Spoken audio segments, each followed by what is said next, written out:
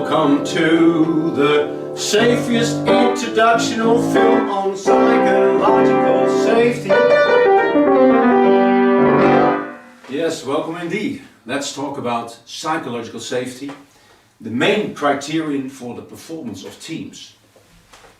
According to the original definition, it is psychologically safe when you, as an individual, may trust the group to deal constructively with your opinions, your ideas, doubts, or your concerns, and so on. To put it differently, in a psychologically totally safe team, everyone can switch perfectly and easily between two roles, only two roles, depending on the situation. It's all about space. Role A, you take the space for yourself. You're sharing your expertise, your opinion, saying things like, well, this is important for me. Sorry, I disagree. I have a new idea. I have a question. Could you help me? Etc. And then, if that's needed in this specific situation, easily switch to the other role. Role B. Giving space to others. Maybe in the same sentence, saying, well, this is what I think, but what do you think? How do you feel about this? May I help you? Or just say nothing and listen. Preferably without any judgment. Only these two things, switching between taking the space for yourself and give it to others. The point is, in stressful situations, we choose our favorite roles. Then we don't want to take risks and stay in the comfort zone and do what works. I stay in my A role. I need to take space and don't give it away, because otherwise, when I ask for other opinions, I lose control. That's not what I want. Or I stay in my B role. Make myself small, because it feels too risky here to be in the spotlight and share my opinion here and to ask my question here. No, not here. Okay. Next step. Ask yourself, and this is the question.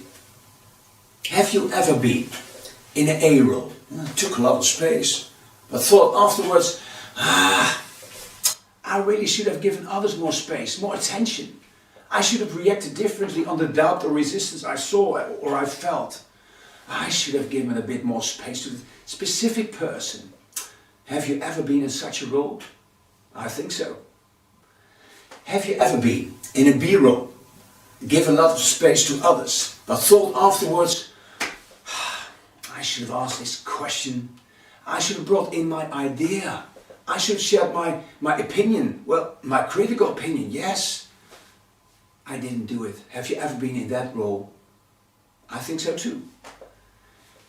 Have you ever been a third person and saw that A was nicely on the roll, but didn't realize that B also wanted to say something, and that in a C role you would have liked to do something about that, but did not?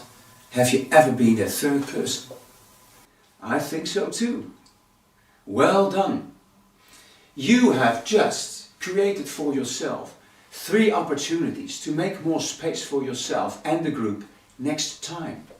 To contribute next time to more psychological safety. The only thing you have to do is to act next time differently and just see what happens. This is the only thing you have to do for your personal growth. A few tips at the end. First, how you may grow in giving space in your A role. Let go of control. Let go of judgment. Listen to learn. Try to be curious. Maybe it will not be easy, but it's an investment and it's going to pay off big time, really. Grow as a leader in connection with other people. Give them a chance. Give them space. Okay, second, how you may grow in taking a space. That is, let go of self-judgment. Speak your truth. Choose to be empowered. For instance, by finding support from others beforehand if you want to make an exciting point. Grow as a leader in connection with yourself. Give yourself a chance. Give yourself space. Well, maybe you may not want to change anything, and that's perfectly okay. But if you really want to grow as a person in connection with yourself and others, please don't push yourself too hard. That's my advice. Don't leave the comfort zone too often. Personal growth is also about choosing your battles. I wish you all the luck. Go for it.